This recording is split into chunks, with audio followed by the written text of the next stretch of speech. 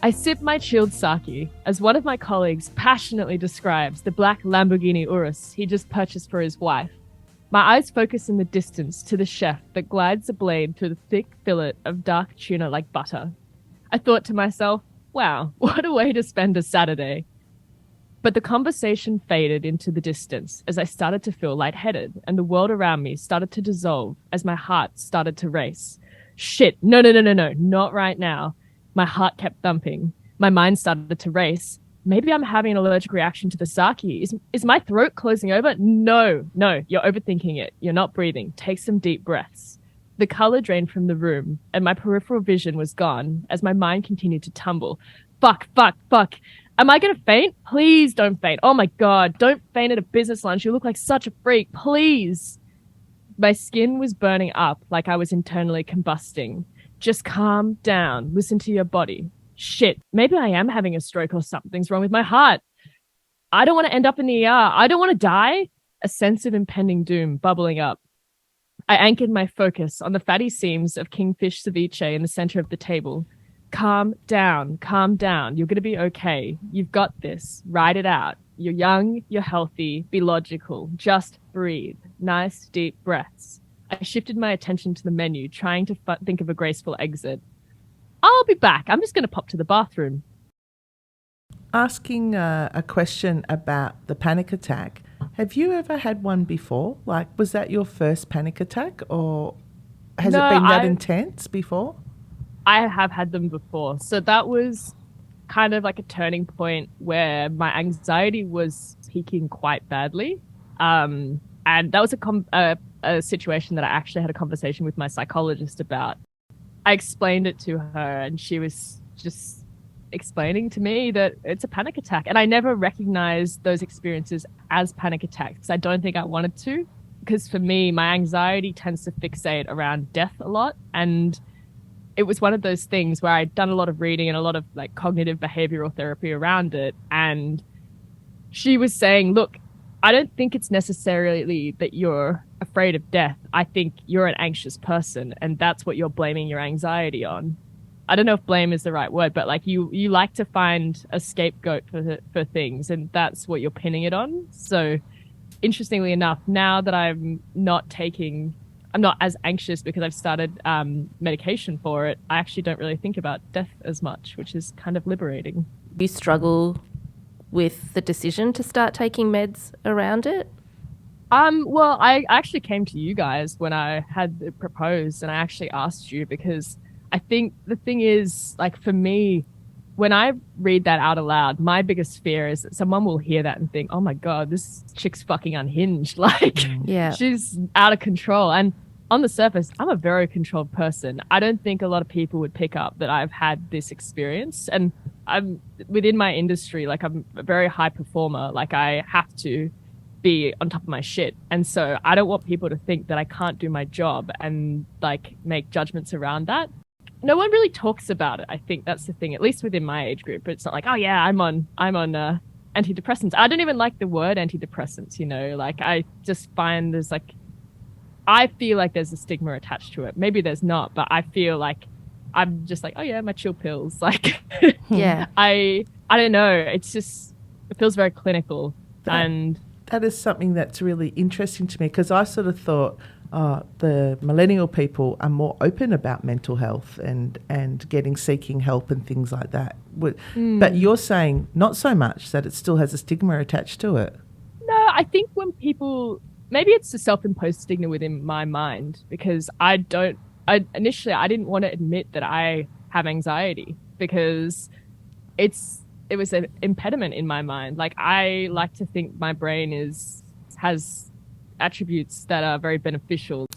When I first went to see a psychologist, which was a few years ago, my mum, I told her that I was going to go see a psychologist, and the words out of my mum's mouth were, she didn't think that was a very good idea because then it would be on my medical record. And that's not the response I expected. Or maybe it was, and that's why I was telling her, because I didn't want her to have anxiety around it, because she would have anxiety that her daughter was seeing a psychologist as well, if that makes sense. So, but for me, I knew I think just because I'd had other medical diagnoses, I knew that was okay. You know, I wasn't stressed about that at all, and that if that's the sort of help that I needed, that was the best way for me to go. I'd be interested just to delve into your experience, Fiona. For example, you were mentioning with menopause, like that's something that's brought anxiety on for you. So I would say to you, I never had a panic attack or anything like that until the last sort of 18 months.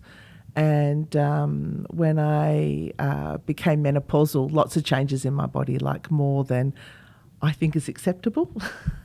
I don't like menopause at all. And I started to have a couple of panic attacks around it. I think it was taking on other people's anxiety, and I was so busy trying to relieve their anxiety that I wasn't relieving my own, and I wasn't taking a breath, even though I was talking them through taking breaths and things like that. And when you were describing your anxiety attack, it was really interesting because I'm happy to describe what happens to me.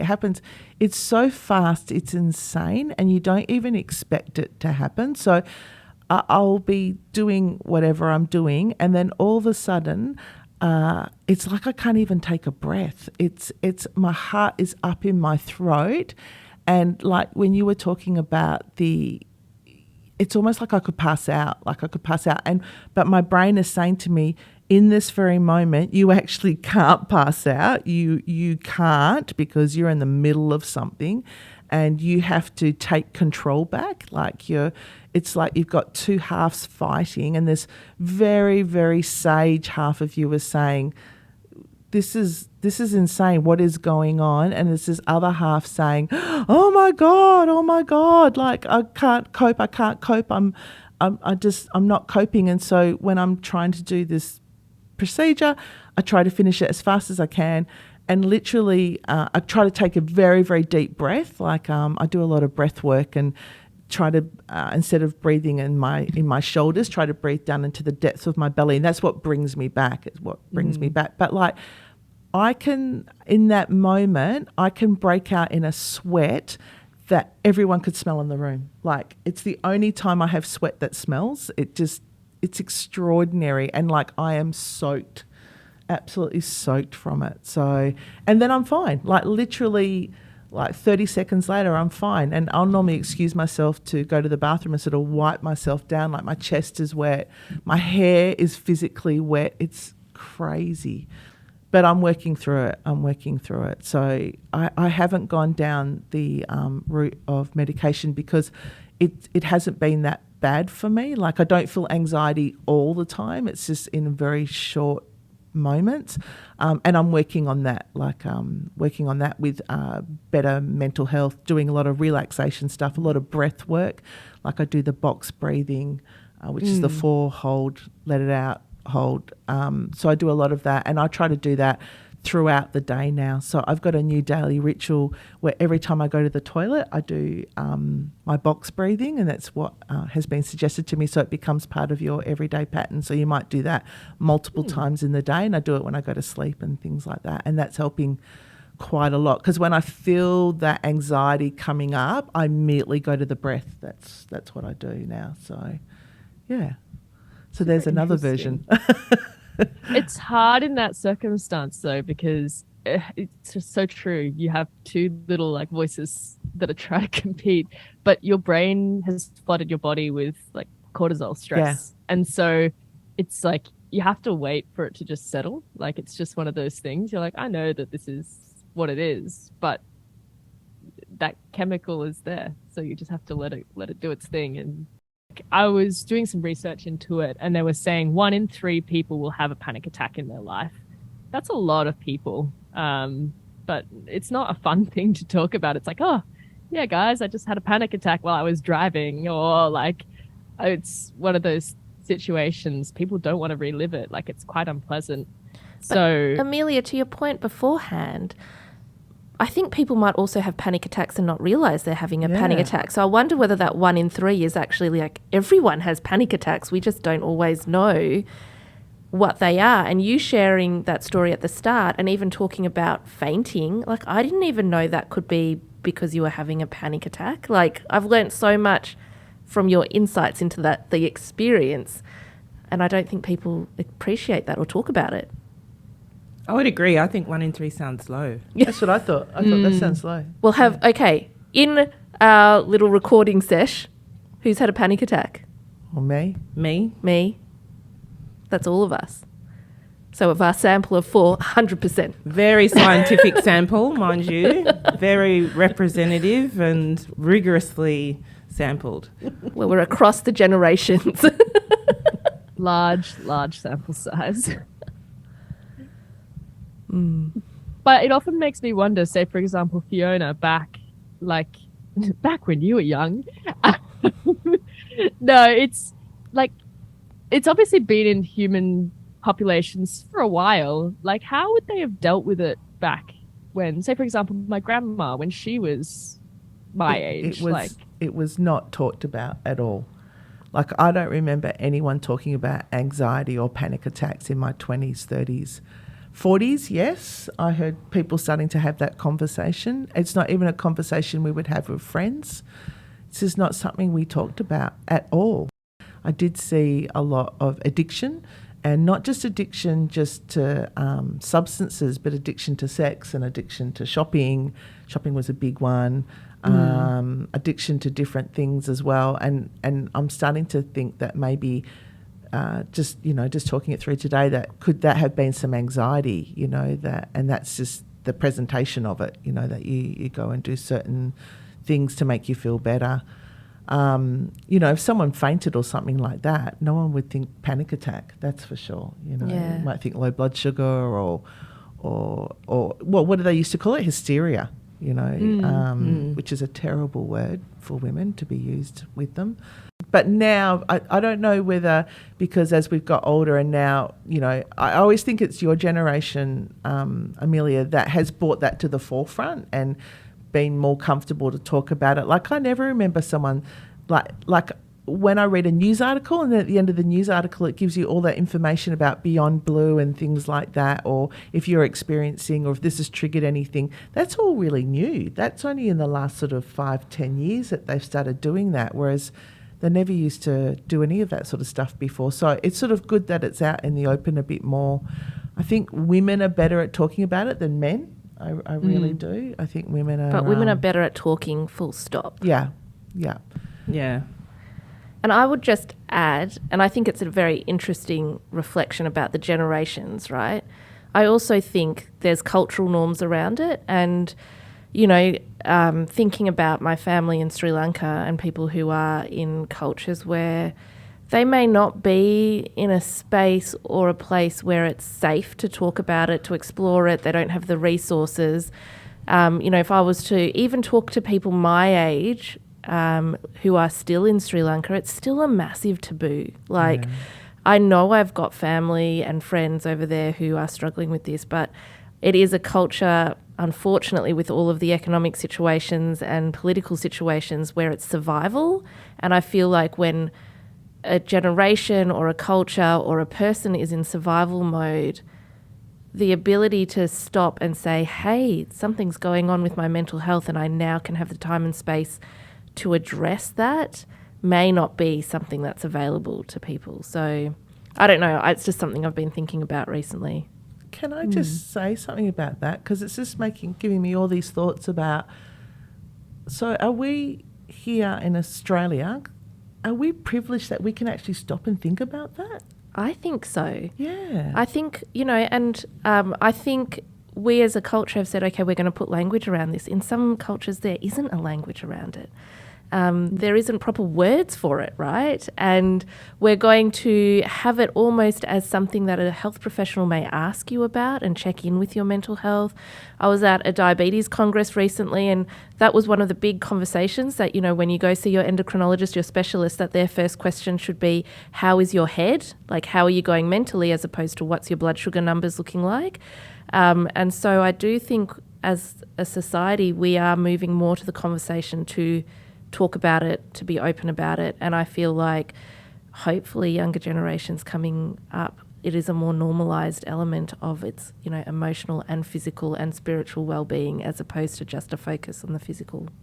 Anxiety, as you were talking about, Amelia, is a normal reaction to things. It serves an evolutionary purpose. It's helpful for us to feel anxious about a woolly mammoth about to attack us, etc., etc. But I think what we're talking about here is when it's not serving us anymore, and it's not serving a beneficial kind of outcome to what's happening. You know, something you just said there is really interesting to me, where you're saying about, you know, running away from the woolly mammoth and things like that, right? So, Amelia, when you were in that meeting and you were having that anxiety attack, right, was that your gut telling you, get out of here? Like, was it like, are we ignoring our guts that's saying, this is not right, get out now? Like, or is it something that is just ridiculous? Oh, no, because it's not ridiculous. Is it something that is like just overwhelmingly happening, but for no reason? You know, it shouldn't really be happening. It's one of those things, because I always explain to people, you've got your reptile brain and you've got like your formed brain. So the amygdala is the reptile brain. And this is the thing, I think about it completely logically. There's this logical brain in me that says, this is how the brain is working right now, and this is why you're feeling these things. And then there's this little lizard brain that's like, saber-toothed tiger, shit, run! And so that is always turned on. Like the smallest thing, it's always firing. So it's interesting. Like for me, my work is actually something that gave me a lot of control, and it's actually a safe space for me, because it's a space that I can control, and it's a space that I understand. Even though there's a lot of unknowns, I can fixate on it, and I can like sort of disappear within it. Like I really like it. And so it's the external world that can sort of ping these things, and like human interactions, and when I got to the point where I was like, okay, I need to do something different, because whatever I'm doing at the moment isn't working. I remember I was at a party and I was talking to a girl, and I was like, honestly, I feel like I'm just wired all the time. Like I feel like I'm on the edge of like a breakdown, essentially. And I didn't know how that was going to manifest, and that was kind of scary to me.